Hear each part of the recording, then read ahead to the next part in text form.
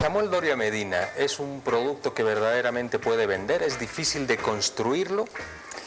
Ojalá, y buenas noches y gracias por la invitación y por los previos conceptos, Susana. Ojalá todos los candidatos escucharan a sus asesores primero. Y ojalá fuera el mundo ideal de los asesores el que sus candidatos los escuchen. Para eso hay asesores, sea en marketing político, en imagen. Cuando no escuchas a tu asesor y te encierras en un concepto en el que tú crees que vende, cometes el error que en marketing se llama enamorarse de tu producto. ¿Y quiénes están cometiendo ese error? Cuando tú te enamoras de tu producto, cometes el error de no escuchar. Y eso es lo que pasa un poco en la campaña y en el spot que acabamos de ver, por ejemplo, ¿no? No digas tú que eres el mejor, que lo digan los demás, que lo digan los terceros, ¿no?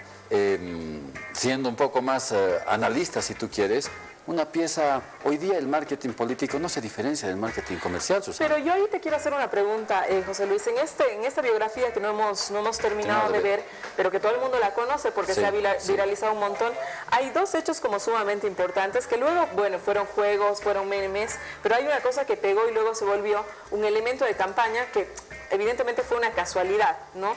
En la cuestión del carajo no me quiero morir, que Samuel empezó a utilizar carajo, carajo no me pueden, etcétera, etcétera, ¿no? Que ahora lo está utilizando con carajo no más gasolinazo. Carajo no más gasolinazo, etcétera. Pero en ese momento hubo un silencio absoluto de la gente de la Concertación cuando salió el tema del carajo, es decir, no sabían si funcionaba o no funcionaba. Yo me hubiera subido a la ola un poco antes, pero ahí, ¿qué nos puedes decir con respecto a esto? Ahí enganchamos lo que Jorge me preguntaba. ¿Es vendible un producto como Samuel? Samuel o cualquiera de los otros candidatos es un producto y tú tienes que empaquetar el producto y a ese producto le tienes que poner un nombre y apellido y un eslogan al producto. Y ese eslogan salió casual o no casual cuando tú ves el spot y bueno, ahora estamos utilizando el término tan coloquialmente cuando antes tenías que disculparte por decir 1000 disculpas, ¿no? Pero voy a usar, carajo, no me puedo morir y ni siquiera lo dices fuerte. Pero hoy día lo decimos en las calles ya, ¿no? Es cierto, todo el mundo esperó la reacción de la gente. ¿Cómo tienes que manejar en esos momentos tú y cómo tienes que evaluar si funciona o no funciona? Si la gente lo empieza a sobreutilizar y empieza a volverse en contra tuyo, es algo que no has planificado. Y si no planificas y no tienes una estrategia por detrás para usar un carajo no me puedo morir, carajo me han secuestrado, carajo no el gasolinazo, no estás creando un impacto en la gente respecto a un cambio de opinión de voto. Estás creando una distracción momentánea porque el que va a votar por X la tiene clara. El que va a votar por Y la tiene clara. Con el indeciso es con el que hay que trabajar. Comunicacionalmente, ¿cómo resultó el carajo desde tu perspectiva? No muy bien, desde mi perspectiva muy personal y particular. Yo creo que ha llamado la atención para decir, qué interesante, digamos, o sea, se identifica y habla fuerte. Es capaz de enfrentarse a un oponente con un adjetivo que creo no es de los más adecuados. Identifícate con la gente, haz una campaña también creíble, real. Y el hecho que ellos hayan utilizado adicionalmente otro eslogan que es vengo corriendo desde abajo, ¿no confronta con el intento, con lo que se encontró en el camino del carajo, no me quiero morir? Y ahora tiene dos eslogans y es mucho más difícil y complejo tratar de posicionar en la gente dos eslogans. Un concepto, tú necesitas vender, Jorge, un concepto creíble, alcanzable, con el que la gente se puede identificar. Por ejemplo, agarrar y decir, ¿qué dijo Piñera en Chile cuando ganó las elecciones? Así queremos Chile. Y listo, así queremos Chile. ¿Qué dijo Kennedy en los 60s en Estados Unidos? Este país necesita liderazgo. Liderazgo era la bandera. ¿Qué dijo Evo Morales cuando empezó la campaña? Cambio. ¿Cuál es el concepto? Cambio. Si tú tienes un concepto y lo acercas a la gente y la gente lo adopta, adelante, porque hoy día con la campaña de Samuel, digamos de forma puntual, ¿cuál concepto tienes? ¿Cómo es? ¿Unidos ganamos todos? Unidos ganamos todos, vengo corriendo desde abajo. Ya. Carajo, mira la cantidad mira la cantidad de mensajes, ¿no? Unidos ganamos todos. Vengo corriendo desde abajo. Carajo, no me puedo morir, o lo otro. ¿Con qué se identifica la gente? La gente se identifica, vengo corriendo desde abajo y él es mi ideal, ahí quiero llegar yo como persona. O sea, él es mi referente de vida. ¿Eso estás vendiendo? No. Unidos, ganamos todos. De hecho, hace unos años en una de las campañas de Lula, que Lula perdió también, él tenía un eslogan de soy un brasilero como vos. Soy un brasilero como tú. Y de pronto él mostraba que era un tornero, que no había tenido oportunidad de terminar el colegio, que no había tenido la opción de ir a la universidad, etcétera, etcétera. O sea, todo el pasado que a él, él lo había sufrido, para terminar diciendo soy un brasilero como tú. Y en realidad los brasileros no querían ser todo aquello, sino los brasileros querían una perspectiva, un futuro, una posibilidad. Y complementando con eso, en su siguiente campaña cambia y gana. Lo interesante de eso, Jorge, es que en esa misma campaña él te muestra una historia de vida esforzada, pero su discurso era de confrontación. Su discurso era de la confrontación. ¿Qué año gana? El 2002, cuando decide ¿qué? Concertar. Cuando comienza a decir, podemos hacer relaciones y un país más grande, y le agarra un 80% de preferencia a la gente, porque ahí sí habla de una unidad. Aquí dice, y volviendo al tema, unidos ganamos todos. ¿Es este un país dividido? Hoy día vemos las encuestas, no es un país fraccionado, no es un país polarizado, es un país que tiene una intención de voto muy fuerte y muy marcada. Si tuvieras que rescatar algo ya para terminar este material de Doria Medina, porque tenemos uno de Juan del Granado también para analizar, Susana, ¿qué rescatas de este material? A ver, la anécdota tal vez, ¿no? De la mordida de 2 horas con 200 puntos. La anécdota de que un perro lo muerde 2 horas. La anécdota de que casi lo parte un rayo. Casi lo parte un rayo. Mira, como tenía unos zapatitos especiales que se los había ganado en algún premio, logró salvarse, lo cual Pero cuando tú le das a la gente algo con lo que se pueda identificar, y desde a mí también me pasó, lo importante es entender que Samuel es una figura que podría explotar su éxito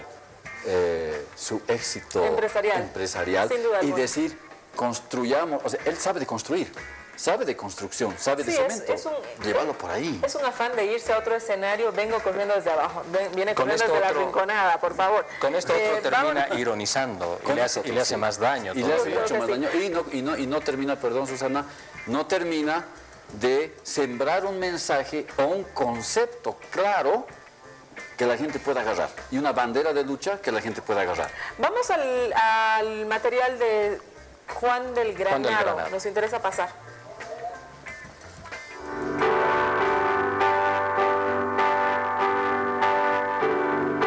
Este mes de marzo, el Movimiento Sin Miedo cumple 15 años de su fundación. Hace 15 años que nos reunimos, un grupo de mujeres, un grupo de hombres, jóvenes, intelectuales, universitarios, vecinos, gremialistas, que le dijimos al país que había que recuperar una visión de futuro. Había que recuperar la ética frente a la corrupción. Había que recuperar la democracia frente a la partidocracia. Y había que recuperar la riqueza del país para el bienestar de la comunidad. Llegamos ese mes de marzo, hace 15 años, con la fuerza de la recuperación democrática. ¿Qué nos dices de este material, mi estimado José Luis? Ha habido un mensaje muy claro de Juan del Granado, no volver al pasado ni seguir con un gobierno estancado, pero ¿qué refleja el Juan del Granado? Juan del Granado como individuo desde tu perspectiva. ¿De qué pasado está hablando? Cuando habla, yo te puedo creer de no volvamos a un pasado después de una hiperinflación en los 80s y que haya una elección presidencial del 85 que te diga no volvamos al pasado, acabamos de salir de una hiperinflación de más de 1000%. Ese es el pasado inmediato. El pasado inmediato de este país, ¿cuál es? El pasado inmediato de este país es un país que aparentemente tiene excelente salud económica. El problema número uno de la población hace 7, 8 años atrás era la economía, luego posiblemente el narcotráfico, luego la inseguridad ciudadana, etc. O sea, el material no es claro cuando él habla del pasado. El material no es claro cuando habla del pasado, primero. Segundo, ¿contra qué quieres confrontarte? Agarrar y decir, este pasado inmediato es una pésima economía. Hoy día el problema de la economía es el tercero o cuarto en las encuestas. El país considera que estamos atravesando un buen momento económico. Pero cuando dices el pasado, ¿cuál es el pasado? ¿Te refieres a la dictadura? Está haciendo una referencia al gonismo, a la partidocracia, aquello, ¿no? Pero no lo dice. No lo dice, y además ese pasado está demasiado atrás para las nuevas generaciones. Pero además es un pasado, como lo habíamos señalado antes, Susana, es un pasado que a él lo ha tenido como protagonista en gobiernos donde él era oficialista y defendía medidas como, por ejemplo, capitalización. Pero hoy día la juventud no conoce. Pero es verdad lo que dice José Luis. Un chico que hoy día va a votar, que tiene 18, 19 años y que va a votar por primera vez, que son 1,5 millones de los votantes, ¿no? Si tú le haces referencia a la partidocracia, lo toma como un hecho histórico, no tiene idea de qué estás hablando, ¿no?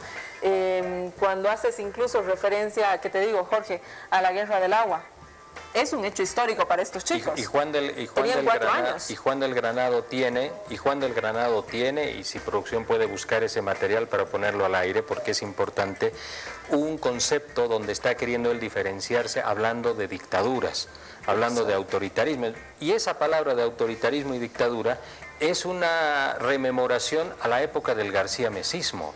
Es una rememoración a cuando él fue el abogado que encarceló a García Meza, Arce Gómez.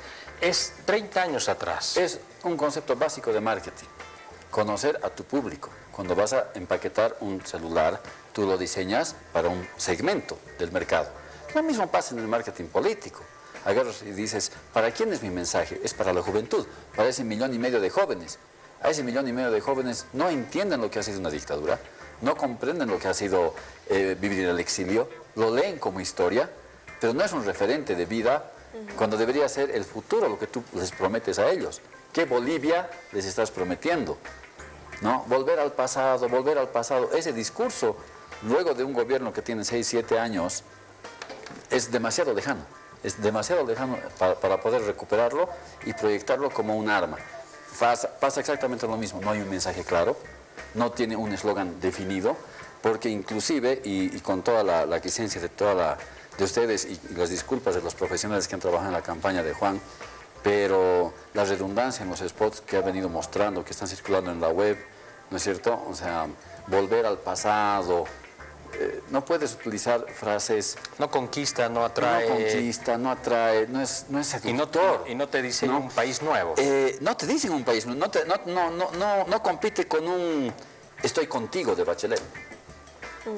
¿Me entiendes? O sea, estoy contigo y vamos a ir juntos. Y futuro, si tú revisas de Sudamérica... Este sí es un discurso confrontacional otra vez. Es confrontacional y comete lo que decíamos, uno de los primeros errores. No conoces a tu electorado, a quién te estás dirigiendo, quién va a votar por ti, por qué segmento de la torta estás peleando, qué pedazo de la torta quieres. Hoy día, según las encuestas, y corríjanme porque ustedes están mucho más en esto que yo, tienes un 17 a 20% de indecisos, ¿sí? Que es más o menos el estándar que se maneja en Latinoamérica.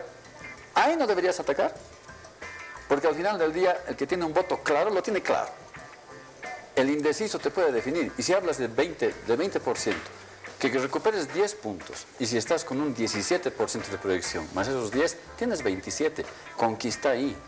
Hoy día, confrontacionalmente, el gobierno no necesita hacer nada, por ejemplo, porque la misma oposición... Vámonos antes de perdernos uno por uno, vámonos por favor al tema de Tuto Quiroga, ¿sí? Lamentablemente veo que el presidente tiende a usar estos espacios para dos fines. Uno, contar algo afuera que no es cierto adentro. Hoy día hablaba de la democracia y la importancia de la democracia, y aquí está violando la Constitución para buscar la reelección y el tercer mandato. No tengo duda alguna que si el presidente Morales, que ha violado esta promesa, logra la reelección, estilo lo que hizo Fujimori en el 2000. Es inconstitucional la reelección de don Evo Morales. Volvemos con Tuto Quiroga, que por cierto lo tenemos en un ratito más con nosotros en el corto verano. Pero Tuto no ha ido, José Luis, directamente a hacer spots. O sea, no hemos visto realmente un spot de Tuto y del PDC, sino más bien es el uso de los espacios, ¿no? Televisivos que tiene, ya sea en los diferentes programas, etcétera, encuentros en universidades y todo, y hemos encontrado que Tuto tiene un guión muy bien elaborado, ¿no?, que constantemente gira en torno al narcotráfico, a la reelección y a la inseguridad ciudadana fundamentalmente, moviéndose muy bien en estos tres ejes. ¿Cómo ves esta candidatura que no tiene un spot, pero sí un speech? El libreto es clave cuando eres un candidato político. No salirte del libreto es fundamental. Y es lo que le puede haber sucedido a Samuel en su momento, cuando se salió del libreto con algunas declaraciones que no debía hacer, y después cómo arreglas el problema.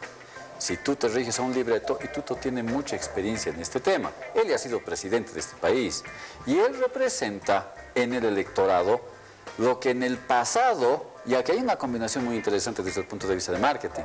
Tú tienes a un Tuto Quiroga, que es una persona preparada, profesional, que hace muchos años, nuestros padres posiblemente, cuando veías a un candidato y el candidato se dirigía a las cámaras y decía: este país, dentro de lo que es la macroeconomía, está fundamentalmente basada en sus reservas que están a un paso de ser, no sé, de quebrar, y hablaba con tecnicismo. ¿Qué decían nuestros padres a los candidatos? Ah, él sabe, y voto por él. ¿No? ¿Me entiendes? En otro contexto, esa profesionalidad sirve. Esa profesionalidad sirve. Hoy día quieres a un candidato que te agarra, que te besa, que te abraza, que juega pues fútbol, ¿no es cierto? Que se acerca a la gente, que levanta la guagua. Y Tuto es la combinación de ambas cosas. Es el profesional, es el técnico que sí sabe, y ha gobernado este país. Incorporando estos elementos. Ya ha gobernado este país, y además es carismático. Se acerca a la gente. Sin hacer el esfuerzo que están haciendo otros candidatos en tema de inversiones, ha logrado entrar a la fiesta tarde y alcanzar lo que ha alcanzado. Veremos cuál es su concepto. Tal vez el 12 de septiembre nos sorprende con un buen eslogan, con un eslogan que realmente agarre a la gente, enamore a la gente. Habrá que esperar el 12 de septiembre. Este uso que él hace de los medios y de una irrestricta libertad de prensa, que además le vamos a preguntar si tanta presencia en los medios de comunicación no es un ejercicio pleno de la libertad de prensa, ¿crees que le da más posibilidades todavía de poder aumentar unos puntos en las encuestas? Hoy día él se está dirigiendo a diferentes segmentos. O sea, otra vez, él ha empaquetado su mensaje, lo tiene clarísimo, y se está dirigiendo a los segmentos en base a ese mensaje. No se sale del libreto, no se sale del libreto. Y eso es importante. Si tú escuchas a los tres candidatos, anoche lo escuchaba un poco a Juan, en un medio colega de ustedes, y trataba de mantener el libreto. Y eso es importante. No importa lo que te pregunten. ¿Cuál es el entrenamiento de vocería que le das a un candidato? Que no importa lo que te pregunten, tú respondes ni sí ni no, más bien todo lo contrario, y vuelves al libreto. Vámonos al último material, por favor. Y 50% al inversionista, 50% al Estado y 50% al inversionista. Con el 50% propuesto por Doria Medina, Bolivia pierde más de 3.000 millones de dólares. Los municipios perderían 642 millones de dólares. Las universidades, casi 82 millones de dólares por año. Los gobiernos departamentales, 248 millones de dólares. Y las rentas y bonos se rebajarían a la mitad. El gobierno tiene la obligación de defender los recursos de Bolivia y la nacionalización. A ver, esta es una clarísima respuesta del gobierno a una declaración desafortunada que ha tenido Samuel Doria Medina, ¿no es cierto? Bueno, desafortunada y que de alguna manera nos ha abierto un poco el escenario de la propuesta económica que tenía el candidato, que hasta la fecha no había sido revelada, lo cual nos permite a nosotros hacer un análisis mucho más interesante. ¿Cómo ves las respuestas del movimiento al socialismo en cuanto a campaña? Porque eso no es un spot de campaña, es un spot de defensa a una gestión. Claro, es bien sencillo. Si tú te vas a meter a una lucha en un mercado, en cualquier ámbito, sea comercial o político, conoce a tu adversario, primero, conocer de lo que es capaz. Y de lo que es capaz el adversario en este momento es una respuesta rápida gracias a tus malas respuestas. Y eso es lo que le ha sucedido. Ha dado una mala respuesta, ha hecho declaraciones desafortunadas, y ahí es donde decimos, hoy día el oficialismo no necesita hacer mucho. Le ha armado una campaña de respuesta, oye, gracias. Que lo ha mediatizado. Claro, agarras y dices, mira lo que quiere hacer el señor con el país. O sea, está muy claro, yo no digo nada, esto no es guerra sucia, yo lamento mucho que el siguiente señor quiera destruir lo que hemos venido construyendo, ¿no? O sea, no necesitas hacer desde el punto de vista del marketing, al MAS lo deja bien parado. Y a Samuel Doria Medina lo mediatiza completamente en su posibilidad de crecer. Porque necesita reconstruir de nuevo lo que destruyó con tanto esfuerzo hasta ahí. Muy rápido, José Luis, ¿tiene posibilidades de reconstruir? Tiene posibilidades de reconstruir, todos tienen posibilidades de reconstruir. Si cambia sus asesores. Si cambia, no sé. José Luis, te queremos agradecer haber estado con nosotros esta noche, la verdad que ha sido un placer un poco escudriñar en qué es lo que nos están proponiendo los candidatos en cuanto a la publicidad, en cuanto al marketing político. Pues no será el primer programa que te invitaremos, lo tendremos muy pronto, José Luis. José Luis, un gusto, y como te dice Susana, una vez que veamos los resultados de las elecciones, veremos también qué materiales habían impactado y qué materiales los bolivianos los han tomado como sí, en verdad están construidos con propuestas y están construidos con la verdad. Yo creo que el 12 de septiembre vamos a aprender también y por ahí nos sorprenden y va a ser un gusto y muchas gracias a ustedes. Muchas gracias. Quédese con nosotros en el corto verano y ya volvemos.